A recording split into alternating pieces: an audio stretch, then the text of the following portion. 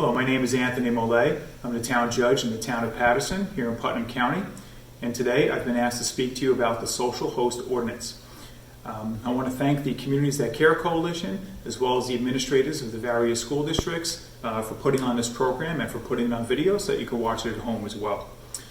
The basis for the social host ordinance is really the principle that it's the intention and instinct of all of us as good parents to protect our kids and to have some level of control over their activities and exposure to danger to the extent that we can. And as we know, as kids get older and things like drinking become more of an issue, sometimes parents may make a decision that it may be better to host a party at your own house or your own private event rather than potentially having our children go out and attend a party somewhere else where we have no control over that.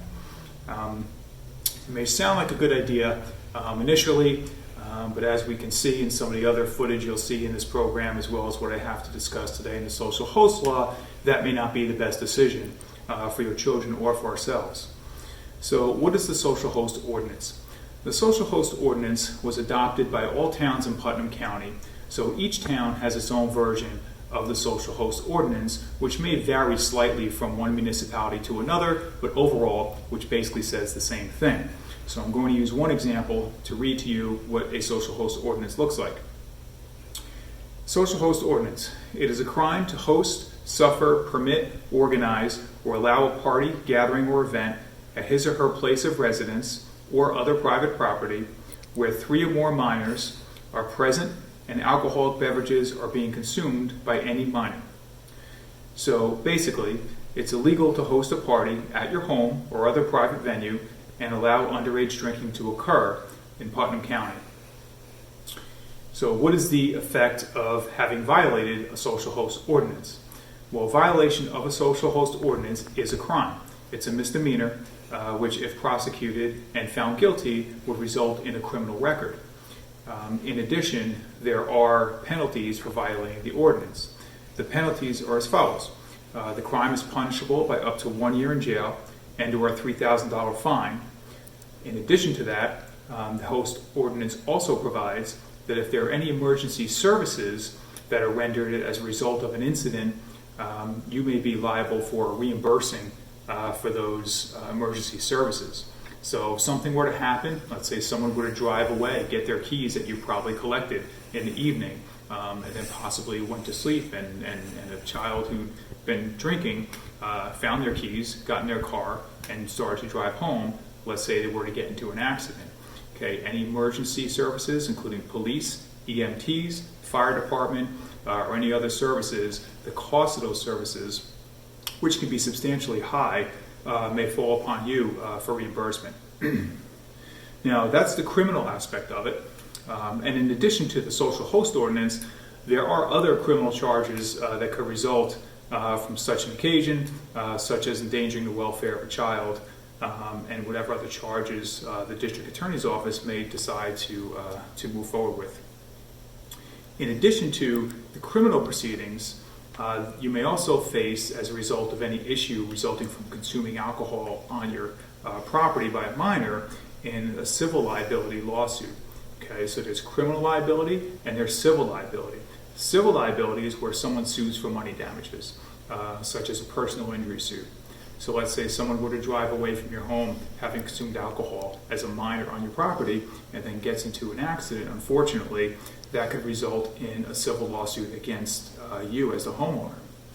Now, if there were such a suit, under normal circumstances, you may have insurance to cover your damages or attorney's fees with regard to that, but it's possible that since the incident resulted from the commission of a crime, i.e. violation of the social host ordinance, it's very possible that you may not have any insurance coverage to deal with that.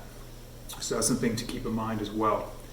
Now, all these things playing in together are all, as I see, reasons to respond to your child when they say, hey, my friend's responsible, we'll all turn in our car keys, we'll have an event at our house, this way you won't have to worry about us going and having an event elsewhere, we are not present. The response could be, well, it's too risky, the risks are too high, there's criminal liability, there's civil liability, and irrespective of all that, there's also the potential of having to live with the fact that something very unfortunate happened as a result of hosting such a party, which none of us would want to live with. In Putnam County, I have not seen many violations of social host ordinance. We have very responsible families who like to get involved in the schools and good kids. However, there have been occasions in the past where there were violations of the social host ordinance. And I believe on one of those occasions, someone's career was ended. And on another one of those occasions, there were some injuries involved. So things can get out of hand as much as we like to try to control them. So it's better not to get into that situation rather than have to deal with the ill effects of having made that decision. So I see the social host ordinance honestly as an opportunity to discuss with our children the pitfalls of destructive behavior and making responsible decisions. Our children are ready to go to prom, and then they'll have graduation, and then shortly after that they'll have college.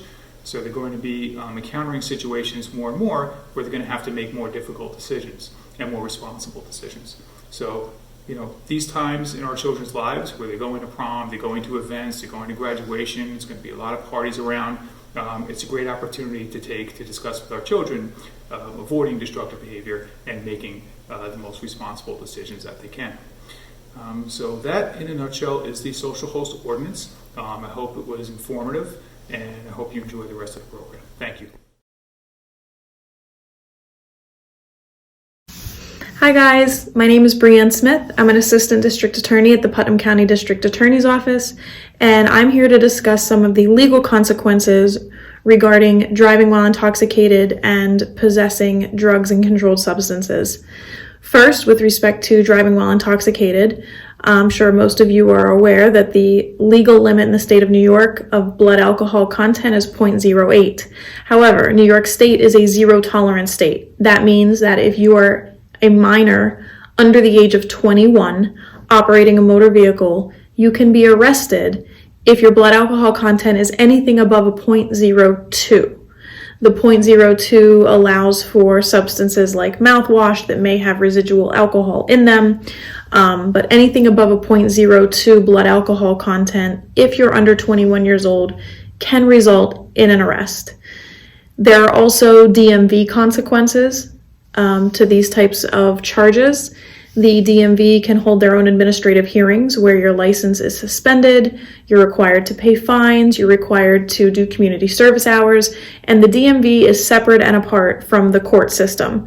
So you're going to be facing consequences in the court system with your criminal matter, and you're also going to be facing DMV consequences, and you're most likely going to need an attorney for both matters. So it's also going to be a financial strain to get you out from under that rock. With respect to narcotics and controlled substances, what we think is important for you to know is that not only is it a crime to possess certain drugs and controlled substances, there's also a legal term that allows for the police to search a vehicle and arrest all of its occupants if drugs are found within the car. It's called the vehicle presumption, the car presumption. And basically what that says is that if the police search the vehicle and find any type of narcotic drug or controlled substance, including pills, cocaine, heroin, that they can arrest every single person in that vehicle for possessing that particular substance. So an example that we've used in the past is, let's say you and your friends rent a limo and you're heading down to the Jersey Shore and somebody has a bag of cocaine or a bag of pills and the limo happens to get pulled over and the police smell marijuana in the car. They can now search the car. They have a legal right to search the entire vehicle.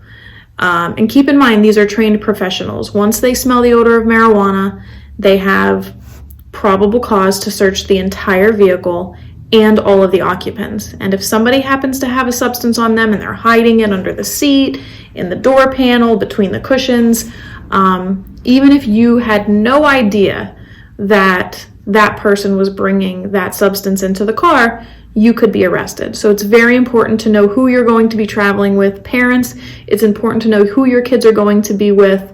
what their intentions are, so that you don't end up having to take responsibility for somebody else's poor decision making. One final thing that I think it is super important for people to know is about the Good Samaritan law. What the Good Samaritan law says is that if somebody is overdosing on drugs or suffering from alcohol poisoning, they and the person who calls to seek help will not get in any type of legal trouble with law enforcement for there possibly being paraphernalia nearby or drugs, alcohol. The Good Samaritan law protects those who are in need of medical assistance. So if you are suffering, or if you know someone or see somebody who is suffering and is in need of help, then don't be afraid to pick up the phone. Make the phone call. You are protected. They are protected.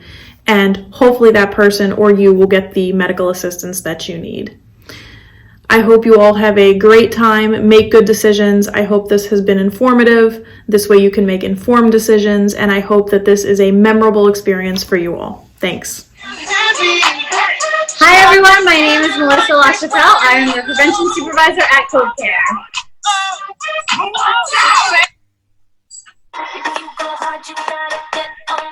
Hi everyone, my name is Erica Golkis and I'm a Prevention Educator at Cove Care.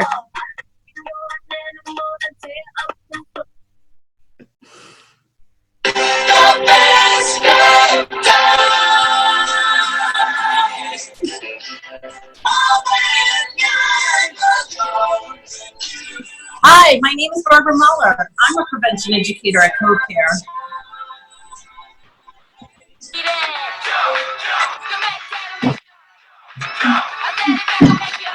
Hi, my name is Jill Kolka, and I'm a prevention educator at Cove Care.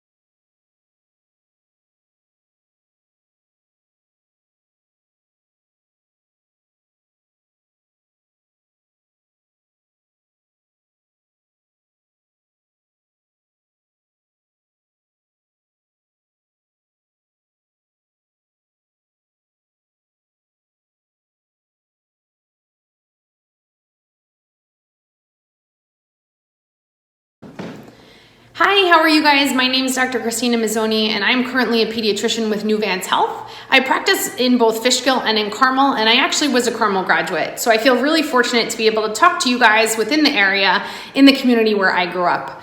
As a pediatrician, I feel so fortunate because I get to talk to a lot of you teens out there and parents as to what's going on in your world, whether it be the sports you play, how well school's going, or different things in your life as far as socializing, making friends, and what your future plans are. But I know there's a lot of stressors in that. And I think as a pediatrician, I feel really fortunate that I get to talk to you guys about that.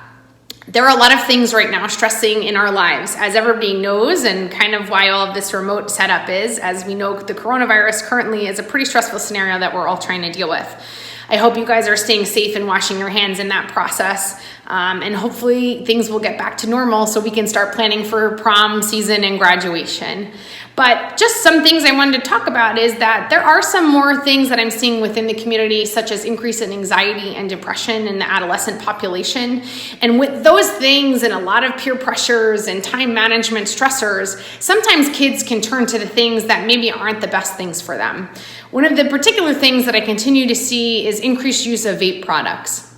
Unfortunately, this is still very apparent within our community, and I just wanted to give you guys some information about things that you should know about vaping how that can affect your brain, meaning the teens out there, and make sure parents are aware of these risks too. And then talk about some of the resources so you guys know where you can turn and how you can get help.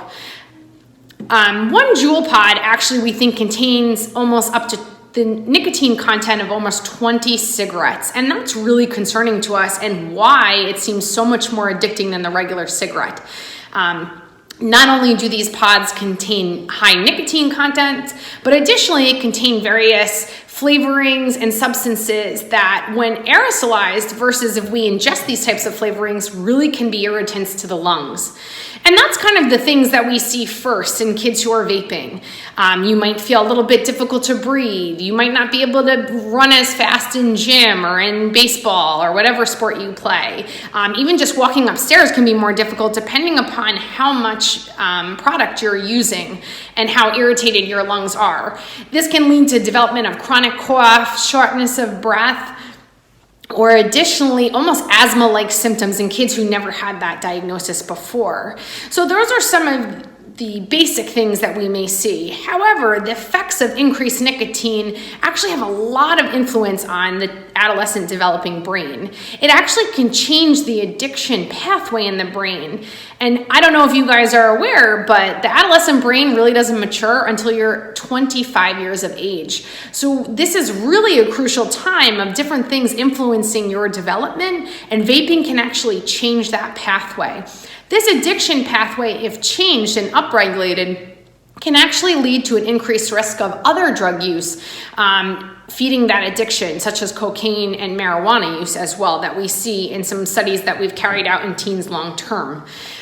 We worry about this and kind of the effects later on in life of what that can mean. Additionally, we do see sometimes increase in depression and anxiety in students who are vaping. They find it very hard to focus in school. They find it difficult to sleep. Your eating pattern might change. And all of these things are a concern because we want to make sure you are at your best in order to perform in school, your sports, and socialize with friends. There are a lot of peer pressures out there just as being a teen, but this can even add even more. So I want you to feel empowered in having a discussion together, both parents and their kids. See what each other knows about vaping, and then see if you need more guidance to really talk to your pediatrician or your family physician. They are a great avenue to help you in providing resources. And if you feel this use is on a regular basis or a day-to-day basis, it's important that we help you in those first couple of days to try to wean down your use and see what other things we can do to help you in that process. There are things such as apps if you feel that you have a craving. There is information for parents to look up to help you guide your teen through working through that process. And again, keeping an open line of communication with your physician is crucial to this process to kind of helping you over this hump. I want you guys to have a great prom season and really enjoy the time. It's one of the best times that I still remember and have some of my best friends still to this day from those celebrations that I had back in high school. I hope all of you guys stay safe, and if there's any resources you guys need, please don't hesitate to reach out to us. Best of luck and enjoy. Take care. Bye-bye. Hi, my name is Bill Wilkins. I am president of Putnam County MAD. And this all began 7 years ago when my two nieces, Lori and Kayla Donahue, were killed by an impaired driver coming out of their dance studio on June the 8th, 2009. My wife and I wanted to make sense of the senseless, so we wanted to join Putnam County MAD until we found out it didn't exist. So my wife and I formed it, and we are currently running the MAD chapter now. My message to parents tonight is simply this: do not let your children drink and drive, and if they're underage, they shouldn't drink at all. Bad things happen to good people, and when children start drinking and driving, only bad things will happen. Also, do not let your children ride with people who are impaired, because they will affect your children's life, and nothing is more precious than your children. So please, don't be afraid to ask questions. Who were they riding with? Do you know the person? Do you know the family? ask questions and get information, because that is what is going to protect your children all the time. Thank you.